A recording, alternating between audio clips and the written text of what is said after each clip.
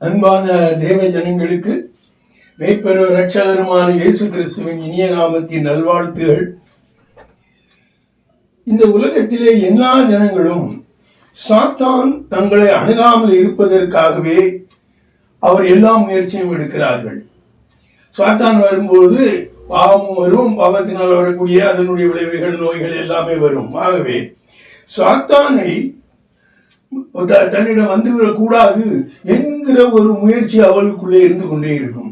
இந்த சாத்தானை தோற்கடித்து தன்னை விசுவாசத்துக்கு தனக்கு கீழ்ப்படிந்திருக்கக்கூடிய ஒரு எல்லா விசுவாசிகளையும் சாத்தான் அணுகாதபடிக்கு இயேசு கிறிஸ்து சிலுவையிலே மரித்தார். சிலுவையிலே அவர் மரித்ததற்கு இன்னொரு முக்கியமான காரணம், ஒவ்வொரு விசுவாசிகளும் சாத்தானுடைய பிடியிலிருந்து விடுகிறது. எபிரேயர் 2:14-15 சொல்லப்பட்டிருக்கும். அவர் சிலுவையிலே மரித்த பொழுது சாத்தானுடைய பிடியிலிருந்து எல்லாரையும் விடுவித்தார். விடுவித்து அவனை சுதந்திரமாக்கினார். அதன் பிறகு அவர்கள் சாத்தானிடம் போக வேண்டுமா தேவனிடம் போக வேண்டுமா என்பது தேர் ஃப்ரீ வில். அவங்க பழையபடி நீதிமானாக வாழ வேண்டும் என்றால் தேவனை அண்டி வாழ வேண்டும். இந்த காரியத்தை பற்றி, இந்த மாதிரியான காரியம், இந்த சாத்தானை குறிப்பாக சாத்தான் நம்மிடம் விசுவாசிகளிடம் வராமலே ஓடிவிடக்கூடிய ஒரு தருணம் இருக்கிறது. அது என்ன என்பதை யாக்கோபு தனது நிருபம் 4வது நிருபத்திலே இப்படி சொல்லுகிறார். நிருபம் 4வது அதிகாரத்திலே இப்படி சொல்லுகிறார். வாசியுங்கள். யாக்கோபு 4:5-10 வரை. நம்மில் வாசமாய் இருக்கிற ஆவியானவர் நம்மிடத்தில் வைராக்கிய வாஞ்சையா இருக்கிறார் என்று வேத வாக்கியம் வீணாய் சொல்லுகிறதென்று நினைக்கிறீர்களா? அவர் அதிகமான கிருபையை அளிக்கிறாரே. ஆதலால் தேவன் பெருமை உள்ளவர்களுக்கு எதிர்த்து நிற்கிறார், தாழ்மையுள்ளவர்களுக்கோ கிருபை அளிக்கிறார் என்று சொல்லி இருக்கிறது. ஆகியால் தேவனுக்கு கீழ்ப்படிந்திருங்கள், பிசாசுக்கு எதிர்த்து நில்லுங்கள், அப்பொழுது அவன் உங்களை விட்டு ஓடி போவான். தேவனிடத்தில் சேருங்கள், அப்பொழுது அவர் உங்களிடத்தில் சேருவார். பாவிகளே, உங்கள் கைகளை சுத்திகரியுங்கள். இருமனம் உள்ளவர்களே, உங்கள் இருதயங்களை பரிசுத்தமாக்குங்கள். நீங்கள் துயரப்பட்டு துக்கித்து அழுங்கள். உங்கள் நகைப்பு துக்கிப்பாகவும் உங்கள் சந்தோஷம் சஞ்சலமாகவும் மாறக்கடவது. கர்த்தருக்கு முன்பாக தாழ்மைப்படுங்கள், அப்பொழுது அவர் உங்களை உயர்த்துவார். இந்த செய்தியை மூலமாக வைத்துதான், இந்த வசனத்தின் மூலமாக வைத்துதான் இந்த செய்தி எழுதப்பட்டிருக்கிறது. இதில் என்ன சொல்லுகிறார்? தேவனுக்கு கீழ்ப்படிந்திருங்கள். அப்படி நீங்க கீழ்ப்படிந்து தாழ்மையுள்ளவர்களாக இருப்பீர்கள், ஏனால் அவங்க பக்கமே வர மாட்டான், ஓடி போவான் என்று இங்கு சொல்லப்பட்டிருக்கிறது. கர்த்தருக்கு முன்னாக நீங்கள் தாழ்மை உள்ளவர்களாகவும் நீங்கள் கீழ்ப்படிந்தவர்களாகவும் இருக்க வேண்டும். யார் யாருக்கோ கீழ்ப்படுகிறீர்கள், அதனால் தேவனுக்கு கீழ்ப்படியுங்கள், தேவனுடைய வார்த்தையை எடுத்துக்கொள்ளுங்கள் என்று சொல்லப்பட்டிருக்கிறது. மேலும் இப்படி அவன் செய்ய முடியாததினால் அவன் அந்த மாதிரியான ஒரு கீழ்ப்படிந்திருக்கிறவர்களை தானாகவே போய் அண்ட முடியாது என்பதனால் அவன் பல்வேறு வழிகளில் ஜனங்களை பாவியாக்கிவிட முடியுமா, தேவனுக்கு எதிராக அவர்களை மாற்றிவிட முடியுமா என்று அவன் சுற்றித் திரிகிறான். 1 பேதுரு 5:8-9 வரை வாசிப்பீர்களே. ஆனால் தெளிந்த புத்தியுள்ளவர்களாயிருங்கள், விழித்திருங்கள். ஏனெனில் உங்கள் எதிராளியாகிய பிசாசானவன் கெர்ஜிக்கிற சிங்கம் போல் எவனை விழுங்கலாமோ என்று வகை தேடி சுற்றித் திரிகிறான். விசுவாசத்தில் உறுதியாயிருந்து அவனுக்கு எதிர்த்து நில்லுங்கள். உலகத்தில் உள்ள உங்கள் சகோதரரிடத்திலே அப்படிப்பட்ட பாடுகள் நிறைவேறி வருகிறதென்று அறிந்திருக்கிறீர்களே. இந்த வசனங்களிலும் விசுவாசத்தில் உறுதியான விசுவாசத்திலே நீங்கள் அவனுக்கு எதிர்த்து நில்லுங்கள், அவன் ஓடி போய் விடுவான் என்றுதான் சொல்லப்பட்டிருக்கும். இந்த வசனங்களில் என்ன சொல்லப்பட்டிருக்கிறது என்பதை ஒரு முழுசாக ஒன்றின் மீது ஒன்றாக நாம் பார்ப்போமானால், பரிசுத்த ஆவியானுடைய வரத்தை பெற்றுக் கொண்டவர்களுக்கு, அதாவது விசுவாசிகளுக்கு, இறைவனுடைய இயேசு கிறிஸ்துவின் மேல் விசுவாசம் வைப்பவர்களுக்கு அவர்களுக்கு அதிகமான கிருபைகளை தேவன் தருகிறார். அவர்கள் கிருபை பெற்றவர்களாக இருக்கிறார்கள். தேவனுடைய எல்லா நன்மைகளும் அவர்களுக்கு வருகிறது. கிருபை பெருகும் இடத்தில் விசுவாசமும் அந்த ரட்சிப்பும் வருவதற்கு உள்ள ஒரு இடமாக கிருபை இருக்கிறது. கிருபை உள்ளவர்களுக்கு அந்த ரட்சிப்பு கிடைக்கிறது. ஆகையால் நீங்கள் இயேசு கிறிஸ்துவை விசுவாசிக்கும் பொழுது நீங்கள் கிருபை உள்ளவர்களாகவும் ரட்சிக்கப்படுவதற்கு ஏதுவானவர்களாகவும் இருக்கிறீர்கள். இரண்டாவது, தேவன் தாழ்மை உள்ளவர்களை பாதுகாத்து ஆசீர்வதிக்கிறார். தாழ்மை உள்ளவர்களை தமக்கு கீழ்ப்படிந்து தன்னுடைய தான் சொன்னவைகளை எல்லாம் அதன்படி கேட்டு நடப்பவர்களுக்கு அவர் ஆசீர்வதிக்கிறார். அவர் பக்கபலமாக இருக்கிறார். எது வேணாலும் நீங்க சொல்லிக் கொள்ளலாம். ஒவ்வொருவரும் பாவ காரியங்களை தங்களை விட்டு விலக்கி தேவனிடம் சேர வேண்டும். இது இங்கு சொல்லப்பட்டிருக்கிற ஒன்று. தேவனிடத்தில் சேருங்கள் என்று யாக்கோபு சொல்லுவார். இப்பொழுது நீங்க எங்க இருக்கிறீர்களோ அதை பற்றி கவலையே கிடையாது. இன்னும் ஒரு முடிவெடுங்கள், நீங்கள் தேவனை சேர்ந்து வாழ்வீர்கள் என்று. தேவனை சார்ந்து வாழ்ந்தால் உடனே பைபிள் பூரா வாசிக்க வேண்டும் என்கிற கட்டாயம் அல்ல. தேவ மனிதர்கள், தேவனை பற்றி பிரசங்கம் பண்ணுகிறவர்கள், சுவிசேஷத்தை சொல்லுகிறவர்களிடம் இருந்து நீங்கள் கேட்டு அதன்படி நடக்க ஆரம்பித்து வேதத்தை வாசித்துக் கொள்ளலாம். அடுத்ததாக, பாவ காரியங்களில் ஈடுபடாமல் உங்களை சுத்தமாக வைத்துக் கொள்ளுங்கள். நீங்கள் பாவ காரியங்கள் எல்லா மதத்தின் சேர்ந்தவர்களுக்கும் எல்லாருக்குமே பாவம் என்றால் என்னன்னு தெரியும். எந்த ஆண்டவரும் எந்த வேதங்களும் பாவ காரியங்களை மனிதனை செய்ய சொல்வதில்லை. பொய் சொல் என்று ஏதாவது மதங்கள் சொல்லி இருக்கிறதா? இல்லை. பொய் சொல்லாதே என்றுதான் சொல்லப்பட்டிருக்கும். இதிலிருந்து எவைகள் பாவம் எவைகள் பாவம் இல்லை என்பது எல்லோருக்கும் பொதுவாக தெரியும். தேவனை பற்றிய விசுவாசத்தில் இருமனம் உடையவர்களாக இருக்கக்கூடாது. அது இருக்கக்கூடாது. உறுதியான விசுவாசம் உடையவர்களாக இருக்க வேண்டும். விசுவாசத்திலே இருமனம் கூடாது. நான் விசுவாசிக்கிறேன், நான் விசுவாசிப்பதனால எனக்கு என்ன நன்மை உண்டோ, அப்படி விசுவாசத்துல நான் நன்மை இல்லாமல் நான் உலக பிரகாரம் காரியத்தையும் விட்டு நான் இதையும் விட்டு விட்டேனே என்று அந்த இருமனத்திலும் சஞ்சலமும் இருக்கக்கூடாது. இயேசு கிறிஸ்துவின் சுவிசேஷத்தை நம் மனதில் ஏற்றுக்கொண்டு அவர் வசனங்களால் பரிசுத்தவர்களாக நடக்க வேண்டும். சுவிசேஷம் என்று சொன்னாலே இயேசு கிறிஸ்துவை பற்றி சொல்வதே சுவிசேஷம் தான்.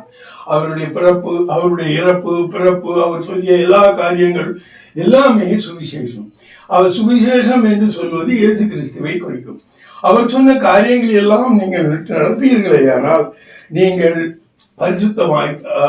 வேதம் என்ன சொல்லுகிறது? சுவிசேஷம், தேவன், அதாவது இயேசு கிறிஸ்துவின் உபதேசம் உங்களை பரிசுத்தமாக்குகிறார். அதாவது அவருடைய உபதேசத்தின்படி நீங்கள் நடப்பீர்களே ஆனால் பாவம் நீங்க பரிசுத்தவான்களாக இருப்பீர்கள். இங்கு சொல்லப்பட்டிருக்கும் காரியங்களை பற்றி சுருக்கமாக வேதத்தில் இப்ப நான் சொன்ன காரியங்களை எல்லாம் ஒவ்வொன்றும் ஒவ்வொரு தலைப்பில் எடுத்துக்கொண்டு நாம் விவரமாக பார்க்கலாம். முதலாவதாக, தேவன் கிறிஸ்துவின் மூலம் கீழ்ப்படிவர்களையும் தாழ்ந்தவர்களையும் அவர் அதிகமான கிருபையை கொடுக்கிறார். இதை இயேசு கிறிஸ்து, தேவனாகிய இயேசு கிறிஸ்துவை அவர் முன்மாதிரியாக அவரே செய்தார். அது என்னவென்று பார்ப்பீர்கள். பிலிப்பியர் 2:5-11 வரை வாசிப்பீர்களே. ஆனால் கிறிஸ்து இயேசுவில் இருந்த சிந்தையே உங்களிலும் இருக்க கடவது. அவர் தேவனுடைய ரூபமாயிருந்தும் தேவனுக்கு சமமாயிருப்பதை கொள்ளையாடியன பொருளாக எண்ணாமல் தம்மை தாமே வெறுமையாக்கி அடிமையின் ரூபம் எடுத்து மனுஷர் சாயலானார். அவர் மனுஷ ரூபமாய் காணப்பட்டு மரண பரியந்தம், அதாவது சிலுவையின் மரண பரியந்தமும் கீழ்ப்படிந்தவராகி தம்மை தாமே தாழ்த்தினார்.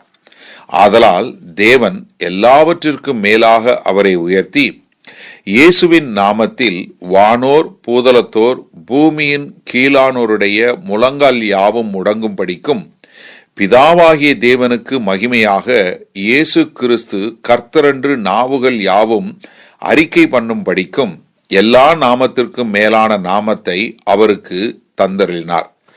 இந்த வசனம் என்ன சொல்கிறது? முதலில் இயேசு கிறிஸ்து தேவனுக்கு கீழ்ப்படிந்தார். எப்படி அவர் கீழ்ப்படிந்தார்? இயேசு கிறிஸ்து தான் நமது தெய்வத்தன்மையை விட்டு மனித ரூபம் எடுத்து தேவன் முன் தன்னை தானே தாழ்த்தினார். தேவனிடம் இருந்து பிதாவிடம் இருந்து என்ன கட்டளை வருகிறதோ அவைகளின்படியே அவர் நடப்பதற்காக அவர் தன்னை ஒப்பு கொடுத்தார். ஒன்று. இரண்டாவது, தேவனுடைய சித்தத்திற்கு கீழ்ப்படிந்து கொடூரமான சிலுவை மரணத்தை உலகத்தின் பாவத்தை போக்குவதற்காக ஏற்றுக்கொண்டார். இது ஒரு பெரிய காரியம். ஒரு சின்ன ஒரு காயம் ஏற்படுமானாலும் அந்த காரியங்களை மனிதன் செய்ய மாட்டான்.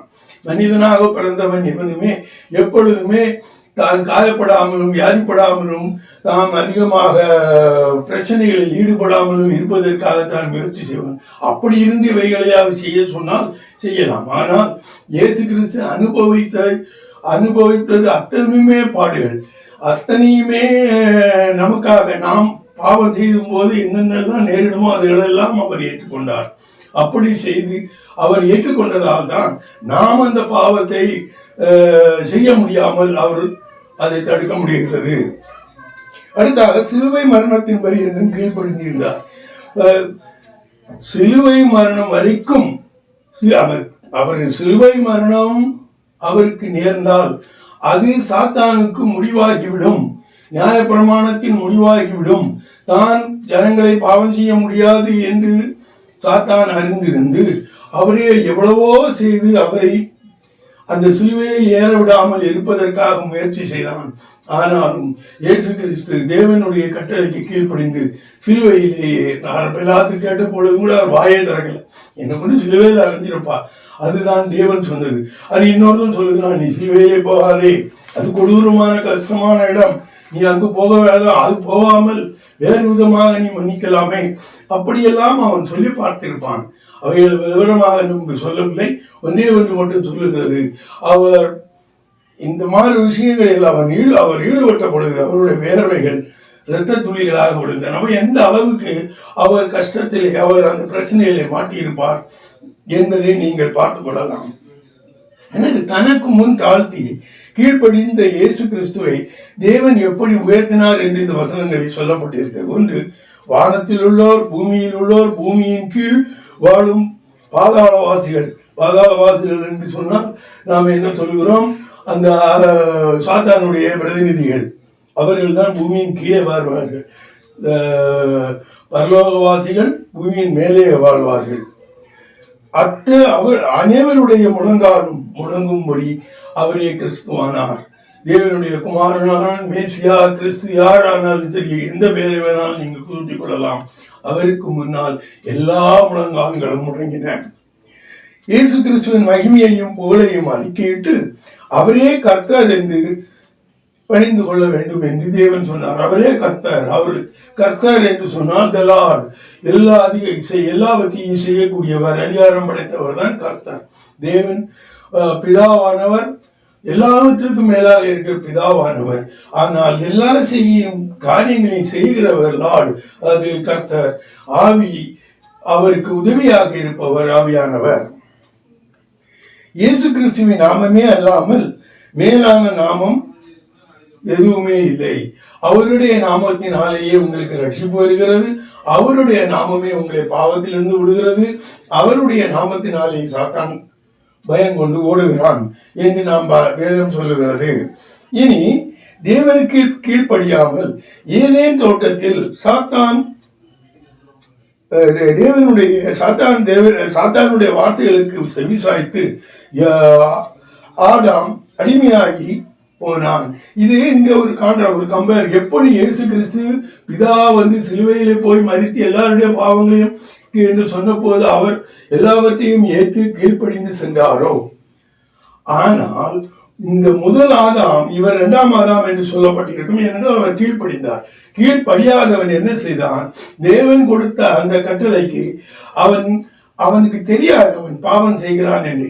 அதுதான் அந்த சாத்தானுடைய ஒரு தந்திரமான செயல். அவனை பாவம் செய்ய வைத்தது, அவன் பாவியாகி விடுவான் என்பது அவனுக்கு தெரியாமலேயே அவனை பாவம் செய்ய வைத்தான். முதலில் தேவன் என்ன கட்டளை கொடுத்தார் என்பதை பாருங்கள். ஆதியாகமம் 2:15-17 வரை. தேவனாகிய கர்த்தர் மனுஷனை ஏதேன் தோட்டத்தில் அழைத்து கொண்டு வந்து அதை பண்படுத்தவும் காக்கவும் வைத்தார். தேவனாகிய கர்த்தர் மனுஷனை நோக்கி, நீ தோட்டத்தில் உள்ள சகல விருட்சத்தின் கனியையும் புசிக்கவே புசிக்கலாம், ஆனாலும் நன்மை தீமை அறியத்தக்க விருட்சத்தின் கனியை புசிக்க வேண்டாம், அதை நீ புசிக்கும் நாளில் சாகவே சாவாய் என்று கட்டளையிட்டார். 3 கட்டளைகள் கொடுத்தார். ஒன்று, நீ இது அதை பண்படுத்த வேண்டும். அடுத்ததாக அதை காக்க வேண்டும். எதிலிருந்து காப்பது? காட்டு விலங்குகளில் இருந்து இந்த தோட்டத்தை வேலையடைத்து காக்க வேண்டும். இந்த அவன் சரியாக அந்த வேலையை செய்திருப்பானே, ஆனால் காட்டு விலங்கு ஆகிய தந்திரமுள்ள அந்த சர்ப்பம் உள்ளே வந்திருக்காது. அதிலும் அவன் தவறிவிட்டான். அடுத்ததாக கனியை புசிக்க கூடாது என்று சொன்னார்.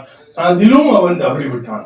ஆகையினால் அவன் நாம் தேவனுடைய கட்டளைகளை மறப்பதினால் அல்லது உதாசனப்படுத்தி நடப்பதினால் அவன் அது பாவம், அது நமக்கு பிரச்சனையாக வரும் என்பதை உணராதிருந்தான் என்று நாம் எடுத்துக்கொள்ளலாம். ஆனாலும் தேவனுடைய கட்டளைகளை அவன் உதாசித்து செய்யாமல் இருந்திருந்தால் பரவாயில்லை. இன்னொருவனுக்கு கீழ்ப்படிந்ததுதான் மிகவும் மோசமாக அவனுக்கு வந்த செயல். என்னது? சாத்தானுக்காக அவன் கீழ்ப்படிந்ததினால் அவன் பாவியாகி போய்விட்டான். சாத்தானின் ஆலோசனையும் ஆதாமின் மீறுதலும். எப்படி அவன் எப்படி சாத்தான் அவனுக்கு என்ன எல்லாம் சொன்னான், அதை கேட்டு இவன் எப்படி தேவனுடைய கட்டளையை மீறினான். ஆதியாகமம் 3:4-6 உங்களுக்கு எல்லாம் தெரிந்ததுதான். ஆதியாகமம் 3:4-6. அப்பொழுது சர்ப்பம் ஸ்திரீயை நோக்கி, நீங்கள் சாகவே சாவதில்லை, நீங்கள் இதை புசிக்கும் நாளிலே உங்கள் கண்கள் திறக்கப்படும் என்றும் நீங்கள் நன்மை தீமை அறிந்து தேவர்களைப் போல் இருப்பீர்கள் என்றும் தேவன் அறிவார் என்றது. அப்பொழுது ஸ்திரீயானவள் அந்த விருட்சம் புசிப்புக்கு நல்லதும் பார்வைக்கு இன்பமும் புத்தியை தெளிவிக்கிறதற்கு இச்சிக்கப்படத்தக்க விருட்சமுமாய் இருக்கிறது என்று கண்டு அதன் கனியை பறித்து புசித்து தன் புருஷனுக்கும் கொடுத்தாள். அவனும் புசித்தான். இனி தேவனுடைய நியமம் என்ன? தேவனுடைய கட்டளைகளை பின்பற்றுவதற்கு தேவன் வைத்திருக்கும் நியமம். தேவன் எல்லாவற்றிற்கும் ஒரு நியமம், ஒரு சட்டம், இவைகளை வைத்துதான் அவர் செய்வார். அவர் அடிக்கடி மாற்றிக்கொள்ள மாட்டார். தான் வைத்த சட்டப்படியும் தான் வைத்த நியமங்களின் படியே தான் நடப்பார். அவர் யாருக்கும் இவருக்கு ஒரு பார்ஷியாலிட்டி அவருக்கு ஒரு பார்ஷியாலிட்டி பார்ப்பதே கிடையாது. ரோமர் 6:16 வாசிப்பீர்களானால் தெரியும்.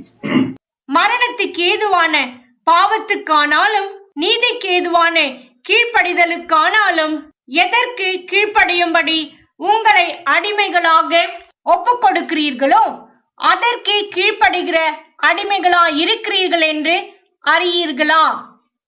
இதன் அடிப்படையிலே சாத்தான் கட்டளைகளை நிராகரித்து தேவனுடைய ஆலோசனையை ஏற்றுக்கொண்டு சாத்தானுக்கு அடிமையானான். இதனால் தேவ சன்னதியிலிருந்து அவன் உலகத்திற்கு விரட்டப்பட்டான். இயேசு கூட சொல்வார், பாவம் பரிசேயரை பார்த்து சொல்வார், நீ பாவம் செய்யும் பொழுது பாவத்துக்கு அடிமையாகி போனாய். அதே மாதிரி தான் இங்கேயும் எவருடைய சொல்லுக்கு நீ அடிபடுகிறாயோ அவனுக்கே நீ அடிபணிந்து விட்டாய் என்பதே அர்த்தம். இனி மனிதர்கள் தங்கள் பாவங்களில் இருந்து விடுபட வேண்டும். எப்படி அவர்கள் சாத்தான் உங்களை பார்த்து ஓடிவிட வேண்டுமானால் அந்த பாவத்தில் என்ன சொல்கிறார்? நீ உன் பாவத்தை விட்டு வந்து விடு என்று சொல்லுகிறார். அதனால் மனிதர்கள் தங்கள் பாவங்களில் இருந்து எப்படி விடுபடுவது அதை பார்ப்போம். ஏசாயா 59:1-3 வரை வாசிப்பீர்களானால், இதோ ரட்சிக்க கூடாதபடிக்கு கர்த்தருடைய கை குறுகி போகவும் இல்லை, கேட்கக்கூடாதபடிக்கு அவருடைய செவி மந்தமாகவும் இல்லை. உங்கள் அக்கிரமங்களே உங்களுக்கும் உங்கள் தேவனுக்கும் நடுவாக பிரிவினை உண்டாக்குகிறது. உங்கள் பாவங்களே அவர் உங்களுக்கு செவி கொடாதபடிக்கு அவருடைய முகத்தை உங்களுக்கு மறைக்கிறது. ஏனென்றால் உங்கள் கைகள் இரத்தத்தாலும் உங்கள் விரல்கள் அக்கிரமத்தாலும் கரைப்பட்டிருக்கிறது. உங்கள் உதடுகள் பொய்யை பேசி உங்கள் நாவு நியாயக்கேட்டை வசனிக்கிறது. 59:2 குறிப்பாக சொல்லுகிறது, உன் பாவமும் உன் அக்கிரமும் உன் தேவனுக்கும் உனக்கும் எதிராக ஒரு பிரிவினையை உண்டாக்குறது, அல்லது ஒரு ஸ்கிரீன் போல் நிற்கிறது. நீ எவ்வளவுதான் வேண்டினாலும் அது தேவனை சென்று அடைய முடியாமல் அந்த பாவமும் அக்கிரமும் உன் முன்னால் நிற்கிறது. நீ பாவமும் அக்கிரமும் செய்வாயானால், நீ என்ன செய்தாலும் சரி, நீ தேவனை ஆராதித்தாலும் சரி, நீ என்ன செய்தாலும் சரி, எவ்வளவு நன்கொடை கொடுத்தாலும் சரி, எவ்வளவு விதமான காரியங்களை நீ செய்தாலும் சரி, நீ தேவனிடம் பேச வேண்டுமானால், தேவன் உன் காரியங்களை ஏற்று செய்ய வேண்டுமானால், அந்த இடையிலான இருக்கக்கூடிய பாவங்களும் அக்கிரமங்களும் மீட்கப்பட வேண்டும். நாம் செய்யும் பாவங்களும் நமக்குள் தேவனுக்கு, பாவங்களும் அக்கிரமங்களும் நமக்கு தேவனுக்கு ஒரு திரையாக நின்று தேவனை செயல்பட விடாமல் தடுக்கின்றன. அடுத்ததாக, பாவங்களிலிருந்து நம்மை விடுவித்துக் கொள்வது எப்படி?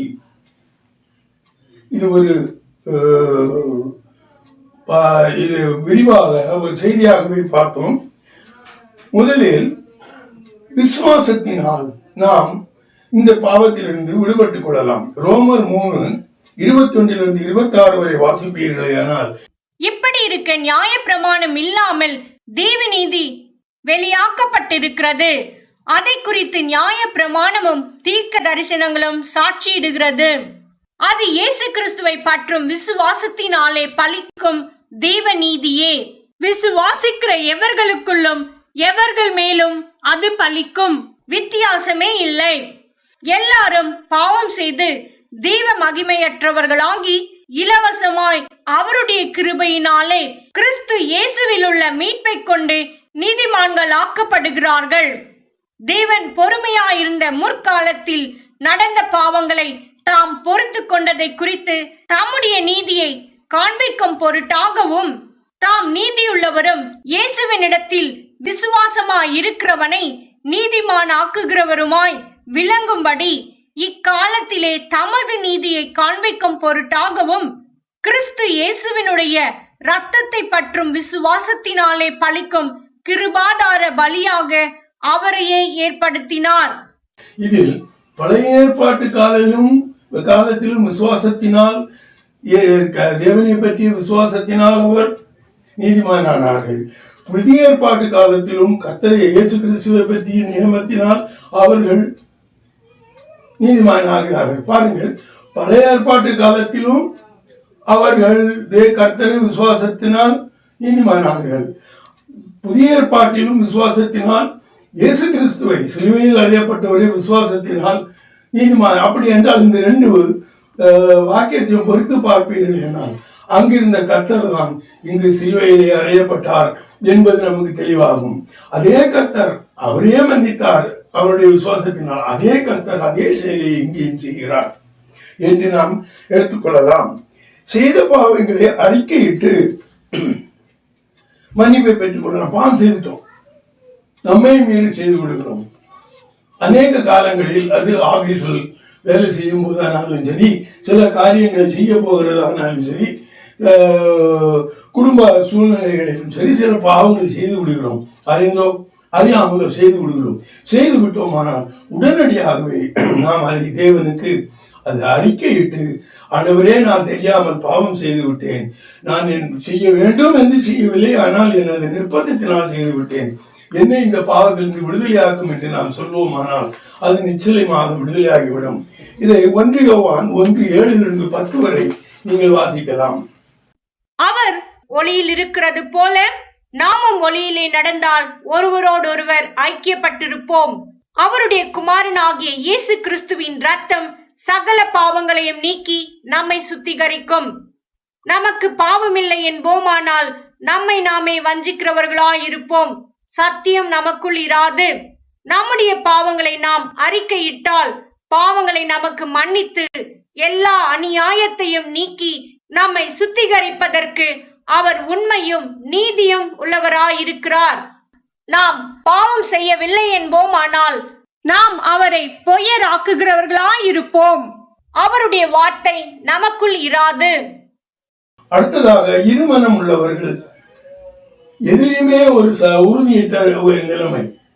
எங்கு போனாலுமே ஒருவன் தன் மகனை கூப்பிட்டு கடையிலே போய் ஒரு சாதனம் வாங்கி கொண்டு வா என்று சொன்னால் அவன் கடைக்கு போனால் இது கிடைக்குமோ கிடைக்காதோ, ஆனாலும் போறேன், இது சொன்னது நான் இப்படி ஒருவன் சொல்லுவானே, ஆனால் அதுதான் உறுதியற்ற நிலைமை.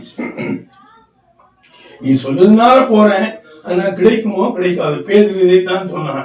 அவர் வலையை போடுங்கள் என்று சொன்னபோது, ஐயரே ராத்திரி பூரா நாள் பூரா நான் வலையை போட்டு மீன் கிடைக்கல, நீர் சொன்னதினால் நான் போடுகிறேன்.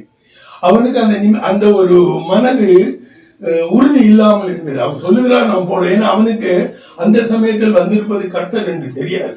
ஒருவேளை கர்த்தர் என்று தெரிந்திருந்தால் இந்த மாதிரியான ஒரு நிலைமை அவனுக்கு இருந்திருக்காது. யாக்கோபு 1:5-8 வரை வாசிப்பீர்களே. ஆனால் உங்களில் ஒருவன் ஞானத்தில் குறைவுள்ளவனாயிருந்தால் யாவருக்கும் சம்பூரணமாய் கொடுக்கிறவரும் ஒருவரையும் கடிந்து கொள்ளாதவருமாகிய தேவனிடத்தில் கேட்க கடவன், அப்பொழுது அவனுக்கு கொடுக்கப்படும். ஆனாலும் அவன் எவ்வளவாகிலும் சந்தேகப்படாமல் விசுவாசத்தோடே கேட்க கடவன். சந்தேகப்படுகிறவன் காற்றினால் அடிபட்டு அலைகிற கடலின் அலைக்கு ஒப்பாயிருக்கிறான். அப்படிப்பட்ட மனுஷன் தான் கர்த்தரிடத்தில் எதையாகிலும் பெறலாம் என்று நினையாதிருப்பானாக. இருமனம் உள்ளவன் தன் வழிகளில் எல்லாம் நிலையற்றவனாய் இருக்கிறான். நீங்கள் விசுவாசத்தில் உறுதி இல்லாமல் இருந்தால் உங்களுக்கு எதுவுமே தேவனிடமே நீங்க பெற்றுக்கொள்ள முடியாது.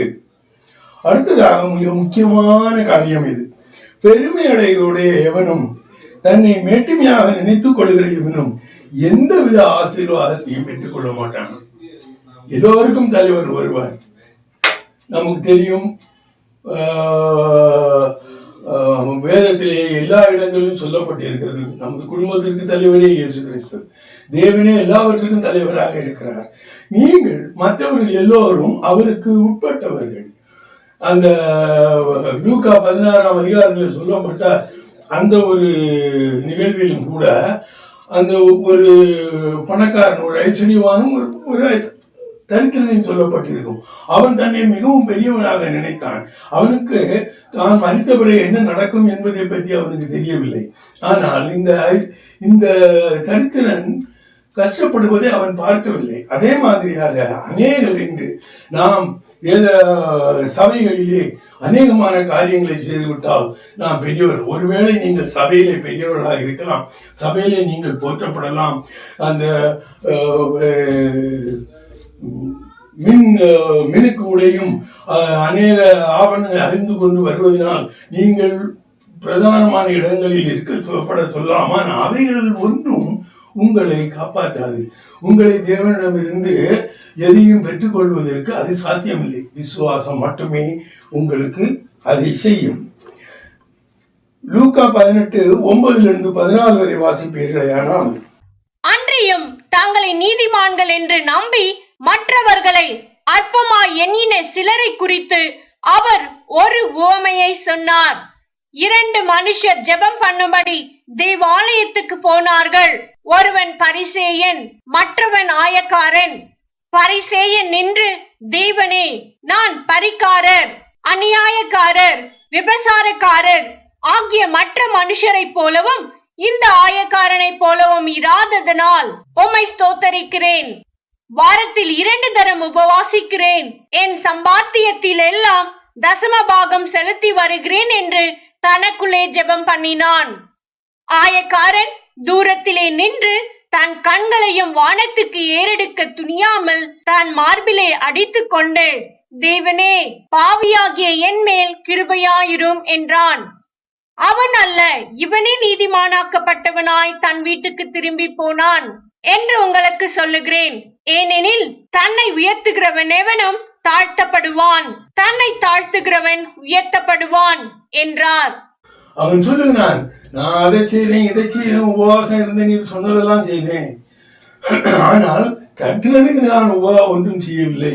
அவனுக்கு அவனாகவே எல்லாம் செய்து கொண்டான். தரித்திரனோ, ஆண்டவரே நீர் இன்னைக்கு அவனை தாழ்த்துகிறான். எனக்கு ஒன்றுமே இல்லை, நான் ஒன்றுமே செய்ய முடியாது, என்னிடம் செய்வதற்குள்ள திராணியம் இல்லை, ஆகையால் நீரே என்னை காப்பாற்றும் என்று தன்னை விட்டு கொடுத்தான், தாழ்வுபடுத்தினான், கீழ்ப்படித்தான். அவன்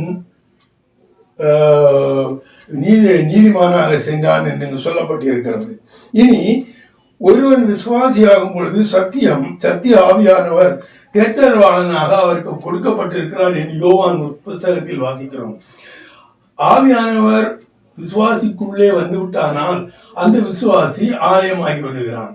அவர் தங்கும் ஆலயமாகி விடுகிறான். அதில் அவருடைய பிரசன்னம் இருக்கிறது. ஆகையினால் அந்த சரீரத்தை அசுத்தங்களினால் நாம் அசுத்தப்படுத்தக்கூடாது. தேவனுடைய ஆவி நம்மிடமிருந்து பிரிந்து போவது இரண்டாவது விஷயம். அப்படி நீங்கள் செய்யும் பொழுது அவர் அப்படி செய்கிறவனை தண்டிக்கிறார். நீங்கள் தண்டனைக்குள்ளாகிறார்கள். அவர் அசுத்தமானால் அவர்கள் ஆவி வேணா போயிடும், அவ்வளவுதான். அப்படி கிடையாது. அவர் உங்களை தண்டிக்கிறார் என்று வேதம் சொல்லுகிறது. ஆகையினால் இதிலிருந்து எப்படி சாத்தான் எதை கண்டு ஓடுகிறான், எது நம்மிடம் இருக்கும் பொழுது நாம் பாவமற்ற நிலைமையிலும் தேவனோக்கு கீழ்ப்படிந்து தாழ்மையுள்ளவர்களாக அவரோடு அவருடைய ஆலயமாகவும் நாம் இருப்போமானால் அவன் நம்மிடம் வரமாட்டான். இது ஒன்றும் கஷ்டம் இல்லை. நீங்க என்ன செய்ய வேண்டும்? வெளிப்படையாகவே பாவம் செய்ய வேண்டும் என்று தெரிந்து செய்யக்கூடாது. எது பாவம் என்று உங்களுக்கு தெரிந்திருந்தானால் அதை செய்யக்கூடாது. நீங்கள் பாவம் என்று தெரிந்திருந்தால் தினந்தோறும் வெங்காலிட்டு ஆண்டவரிடம் அதை நீங்கள் வெளிப்படுத்துங்கள். நீங்கள் அதை அறிக்கையிடுங்கள். ஆண்டவரே எங்களை காப்பாற்றும் என்று நிச்சயமாக அவர் அந்த பாவங்களில் இருந்து உங்களை விடுதலையாக்குவார். அன்பான பிதாவே, மேய்ப்பர் ரட்சகருமான இயேசு கிறிஸ்துவே, அன்றாடம் வழி நடத்தும் ஆவியானவரே, எப்படி சாத்தான் நம்மை தொடாமலும் நம்மை விட்டு ஓடும்படியான காரியங்கள் நமக்குள் இருக்க வேண்டும், அவைகள் எவை என்பதை சுருக்கமாக நான் உமது பிள்ளைகளுக்கு சொன்னேன். அவர்களுக்கு புரிந்திருக்கும் என்று நம்புகிறேன். இல்லாவிட்டாலும் தேவனே, உமது பிள்ளைகள் நீர் வாஞ்சியாக இருக்கிறதுனாலும் அவர்கள் ஒவ்வொருவரும் உம்மிடத்தில் வர வேண்டும் என்று நீர் உண்மையிலே சுத்தமுள்ளவராக இருப்பதினால் இந்த மாதிரியான பிரசங்கங்களில் நாம் சொல்லக்கூடிய சத்தியங்களை அவர்கள் மனதை ஏற்றுக்கொள்ளும்படி செய்யும். அப்படி நீர் செய்ய போவதனால் கோடான கோடி ஸ்தோத்திரம். ஆமேன்.